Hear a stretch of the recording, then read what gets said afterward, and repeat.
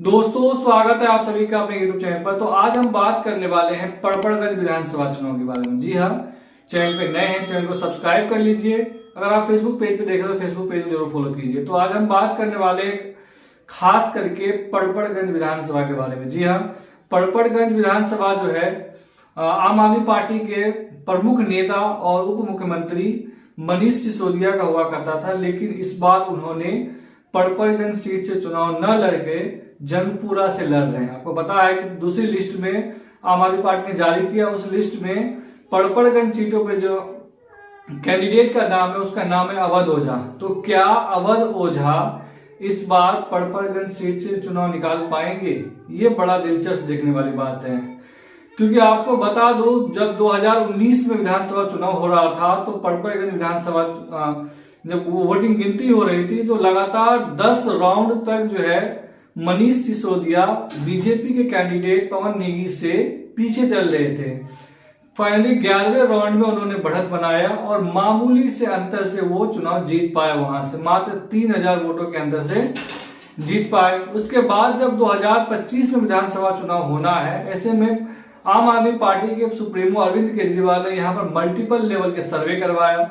उस सर्वे में पता चला कि यहाँ पड़पड़गंज विधानसभा जो है इस बार बदलाव के मूड में है। यहाँ पर आम आदमी पार्टी के जो उप मुख्यमंत्री मनीष सिसोदिया वो यहाँ चुनाव हार सकते हैं, इसलिए अरविंद केजरीवाल ने उनका सीट बदल करके सेव कर दिया और यहाँ से अवध ओझा लड़ रहे हैं। तो क्या अवध ओझा को इनके बारे में पता नहीं होगा कि ये सीट खतरे में है, यहाँ पर चुनाव हारा जा सकता है या जीता जा सकता है, दोनों में से कुछ भी हो सकता है। जी हाँ, मुझे लग रहा है पढ़े लिखे इंसान है, कई कितने सारे स्टूडेंट उन्होंने आईएएस बनाया, आईपीएस बनाया, पीसीएस बनाया है, तो ऐसे में उनके पास जानकारी होगा, ये बात मुझे पक्का पता है। लेकिन आखिरकार अवध ओझा ने आम आदमी पार्टी क्यों ज्वाइन किया और कैसे ज्वाइन करवाया गया? तो अंदरूनी सूत्रों के हवाले से जो खबर आ रही है उसके हिसाब से अवध ओझा से कहा गया है कि आप पड़पड़गंज विधानसभा चुनाव लड़िए, जीत हार अगर जीतते हैं तो कोई बात नहीं, अगर हार जाते हैं और हमारी पार्टी दिल्ली में सत्ता में आते हैं तो आपको हम जो है राज्यसभा भेजेंगे। जी हाँ, राज्यसभा की वजह से ही अवध ओझा सर ने आम आदमी पार्टी ज्वाइन किया है। उन्हें हालांकि पहले कहा गया कि आप चुनाव लड़िए पड़पड़गंज से, तो वो तैयार हो गए। अब यहाँ पर पड़पड़गंज विधानसभा की आखिर क्या स्थिति है आपको ये भी बता दूं।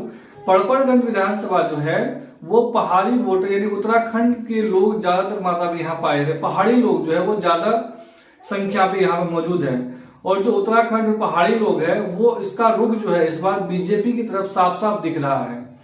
तो ऐसे में ये उत्तराखंड कनेक्शन जो है पड़पड़गंज विधानसभा के लिए और आम आदमी पार्टी के लिए खतरा बन गया है, क्योंकि पवन नेगी जो था वो भी उत्तराखंड से ताल्लुक रखते थे, जिसके वजह से जो पहाड़ी वोटर्स है उन्होंने साफ साफ तौर पर बीजेपी के कैंडिडेट को सपोर्ट किया था, मनीष सिसोदिया को सपोर्ट नहीं किया था, जिसके वजह से मनीष सिसोदिया जब वह हारते हारते रह गए। लेकिन इस बार मनीष सिसोदिया पहले से सजग थे, उन्होंने कई लेवल का सर्वे करवाया और सर्वे की वजह से इस बार जो है वो सीट चेंज कर लिया। तो क्या यहाँ पर अवध ओझा के लिए आसान रहने वाला है? जी नहीं, आसान नहीं रहने वाला है और ये सीट जो है वो खतरे में है।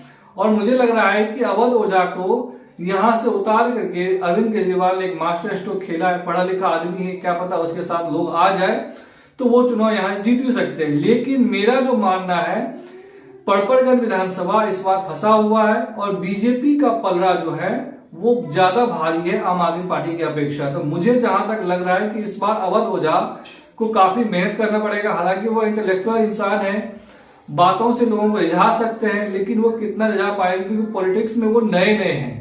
पॉलिटिक्स को जानते जरूर हैं, पढ़ाते भी हैं, लेकिन पॉलिटिक्स करना और पढ़ाना दोनों में बहुत ज्यादा अंतर होता है।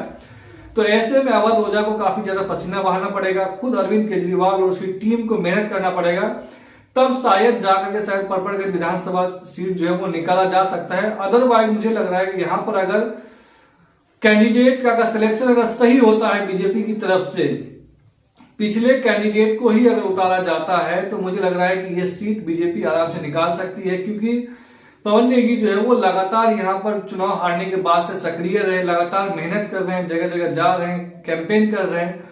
तो मुझे लग रहा है कि उनका स्थिति जो है इस बार पड़पड़गंज से ज्यादा बेहतर दिख रहा है अवध ओझा के प्रति। मुझे लग रहा है कि अवध ओझा जो है अभी उनका नाम का ऐलान तो हो गया है, अब वो उस क्षेत्र में प्रचार करने के लिए उतरे भी नहीं है।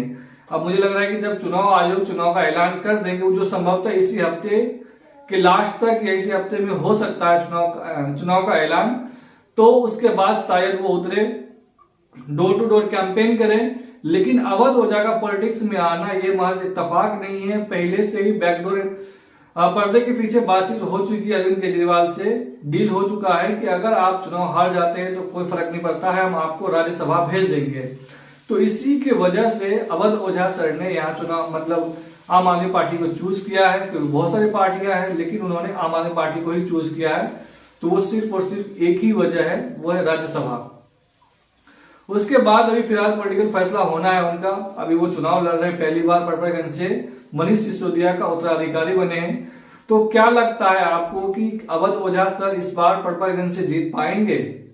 अगर हाँ तो आप जरूर चैनल को आप कमेंट के जरिए राय जाहिर कर सकते हैं। वीडियो अच्छी लगी हो तो चैनल को सब्सक्राइब कर दीजिए।